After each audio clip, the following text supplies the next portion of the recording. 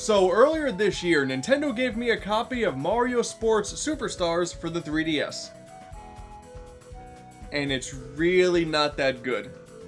I mean, if you want to play 4 different sports, and horse racing for some reason, with Mario characters, and absolutely none of the Mario charm, then hey, have at it.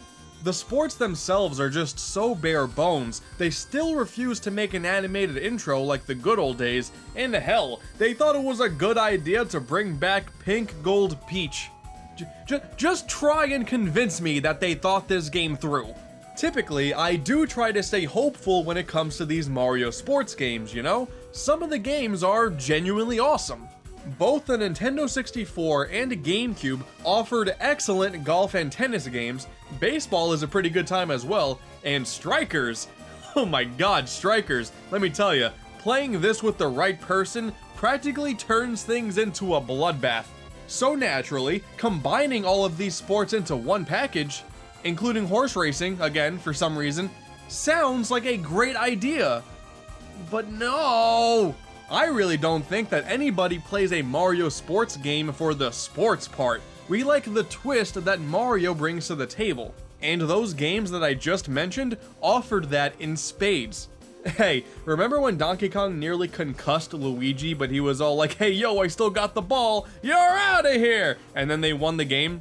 It was like the end of an awesome sports anime. I guess when I think about it, the Mario and Sonic at the Olympic games are sports titles as well, but there'll be a time and a place to talk about those. It's certainly not now, I'm not ready. Oh hey, look at that, horse racing. Ah! Camelot has honestly been doing a pretty bad job with the Mario sports games as of late. Mario Golf World Tour is an exception to that rule, but for the most part, most of the stuff we've gotten is pretty bad. Need I remind everyone of the Ultra Smash disaster of 2015? But I got to thinking, why is it that I dislike this game's existence so much? After a while, I finally figured out why. It's because the Game Boy games exist. At first glance, you would probably look at these and think, well, they're just the console games, but worse, right? I mean, this is the Game Boy we're talking about here, let's be real. Get into it. So what if I told you that these games are not only sports titles, but they're actually RPGs as well? Yeah, that's right, I said it. Now the game I'm specifically going to cover today is Mario Tennis on the Game Boy Color. There are these 3 other games that follow a similar formula, but this is the one that I played the most as a kid, so yeah, we're talking about this one. First things first, the choice between a boy or a girl. Here we have Alex, and here we have Nina. And then you pick your doubles partner, Harry or Kate. Yeah, there's no Mario characters yet. It's a very odd sign, I know. But alright, I'm a boy, so let's go with Alex. Let's name him after me, because hey, why not, I have an ego. And I'm thinking the cute, short, pink-haired girl here, as opposed to Henry, who's really not looking too thrilled to be here in the first place.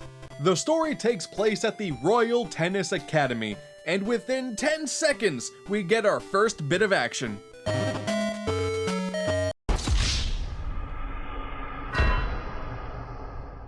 Oh, this is terrible. I mean, well, yeah, look at me. I'm changing in size. You hate to see that happen. Thankfully, we're actually A-okay. Won't be pressing charges this time. This time. It turns out this is actually the president of the academy, and ignoring the fact that we are probably dealing with a concussion right now, we get sent to the front doors to meet fellow member Emily. We get a brief walkthrough of the campus, it's a nice one at that, meet some of the coaches, and get formally introduced to our roommate Kay. Hey! What happened here? What? It looks like I'm rooming with a purple yeti with snaggle teeth.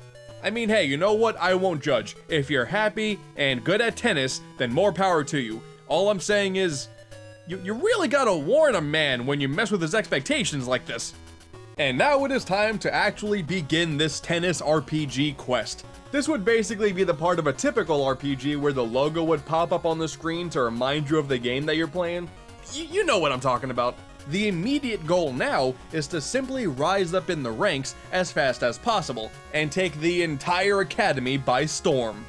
Chrono Trigger, eat your heart out. And that quest starts with tackling the junior class. You talk to this guy here, get a match started between you and the 4th ranked person in the class, and then boom, tennis happens. This is the first battle, I guess we'll call it, so he's really easy and you destroy him in magnificent fashion. And on top of moving up in the ranks, experience points, which then you allocate to different skills, and there it is, we full-on RPG now. And honestly, most of the adventure follows this same formula. After enough matches, you go up against the top player in the class, and then you move on to the senior class, and you do the same exact thing there, just with tougher opponents, and a red court instead of a blue one. Well, I lost. How were you able to handle my hard stroke?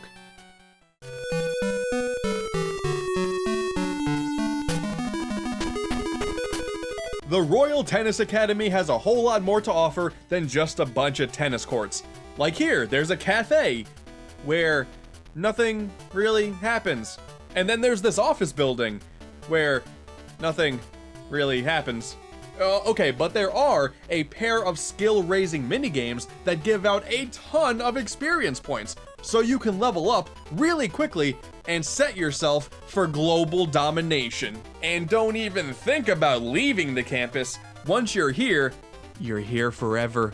But once you become the top guy of the senior class as well, now the goal is to become part of the traveling team to fight for your academy at an upcoming tennis tournament, the Island Open.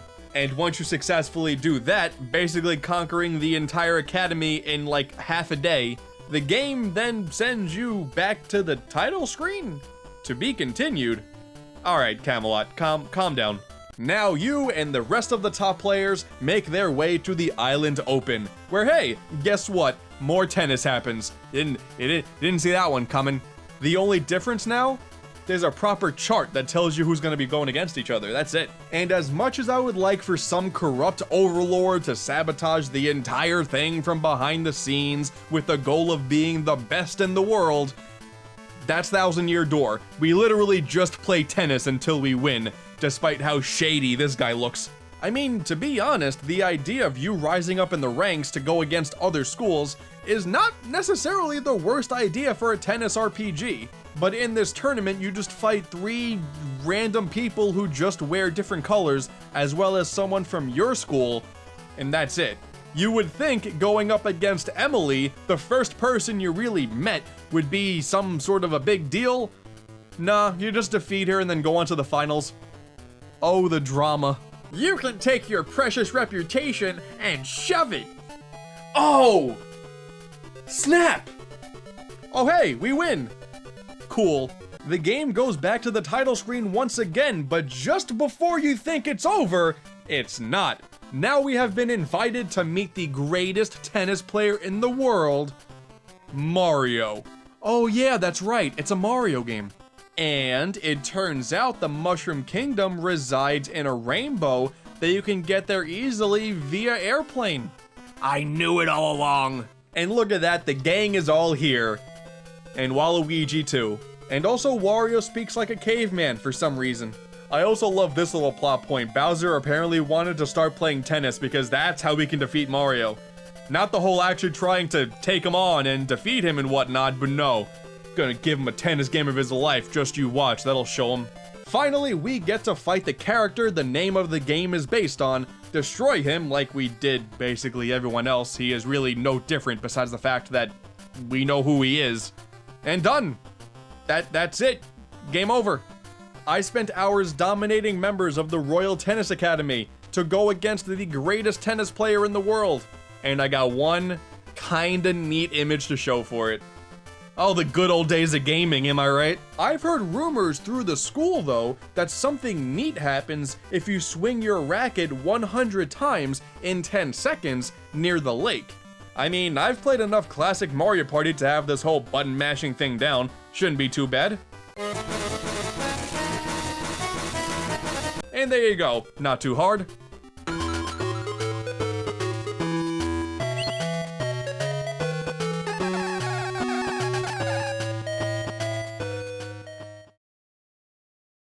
Oh wait, that's right, I gotta finish the video. But yeah, that basically covers the plot, I guess, of Mario Tennis on the Game Boy Color. It's not much, it's very bare bones, but I gotta give Camelot credit here. They actually put in some work on the quote-unquote inferior version. But honestly, one of the coolest parts about this version is you can even connect it to the N64 version with the transfer pack and play as your created characters in full 3D. Doing so even gives you more experience points. It's an easy way to get some extra content too. Like built in, there are a few minigames that you could play in the Game Boy version, but once you connect to the N64 once, you have access to a few more. It's not much, but it's still pretty cool. And before you get too excited, you can't do this with the Virtual Console releases.